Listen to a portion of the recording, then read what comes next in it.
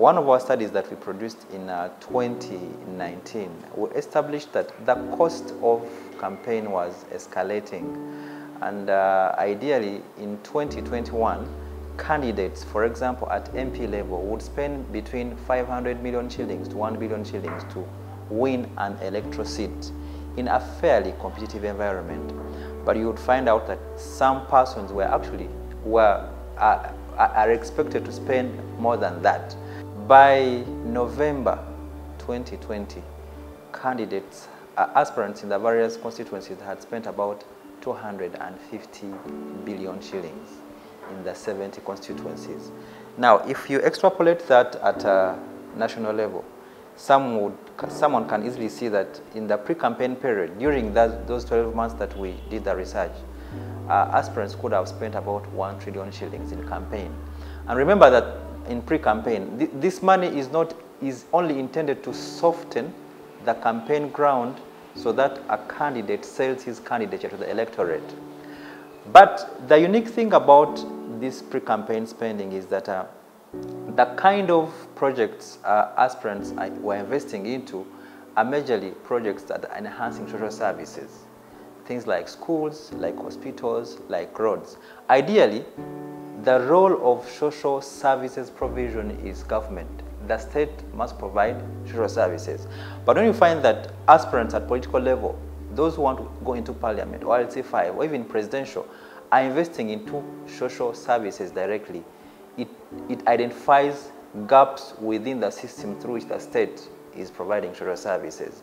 And precisely we can say that the political aspirants are taking over the gaps that the state or government is leaving in terms of social services provision.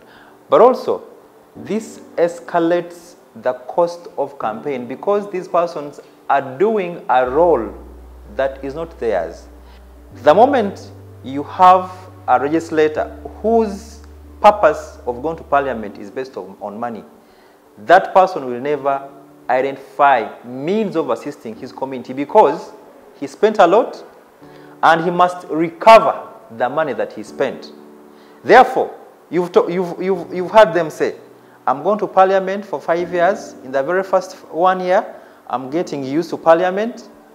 In the second year, I'm trying to pay off the costs of campaign that I incurred in the previous election. In the third year, I may try to perform. In the fourth year and the fifth year, they're going back to campaign.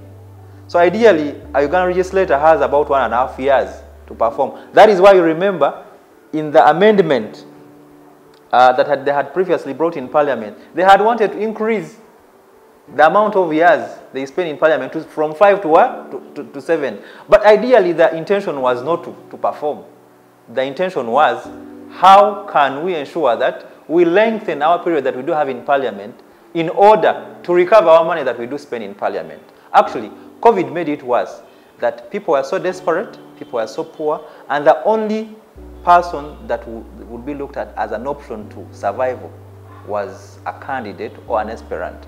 So we saw a lot of spending that is going into the electorate to close out that COVID gap or close out that desperation that was created by COVID.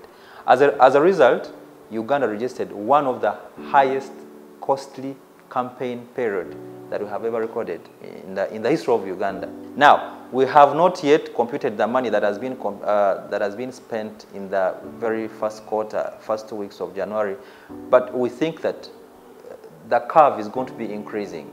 What does it show?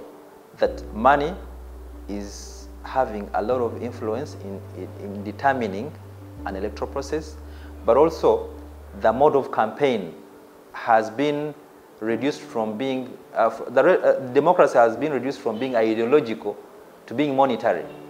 Now we actually, politicians are actually buying their way into parliament.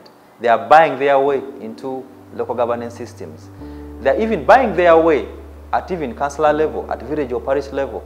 You have seen them in the recent campaigns, how they've been doing. Now, for us at ACFIM, we're saying that we must increase the level of social activism. We must increase the level of social awareness that a voter must not sell him or herself to a candidate to be paid, for example, 1,000 or 2,000 like we have seen, to pick a vote, because it distorts accountability, it stifles performance for the legislators, it stifles performance for the local government councillors and LC5 chairpersons and mayors, and at the end of the day, the country is there to lose. And finally, we shall always find out that if the trend goes as it is, there shall always be a decline in the progress of electoral democracy in Uganda, but also in Africa. I call upon my fellow Ugandans to embrace democracy that is based on ideas. Embrace democracy on performance of your candidate. Now that we have most of the persons that stood, that were in the 10th Parliament have been voted out. For information, over 50% of persons, over 250 members of Parliament that were in the in the current 10th Parliament, they have been voted out. And majorly issues relate on performance, on bad representation, self-representation, money in making laws. Voters, stick to your voice and let your voice be heard, and identify those leaders, vote out those leaders that do not represent you properly, but also vote leaders that present your ideology as the community.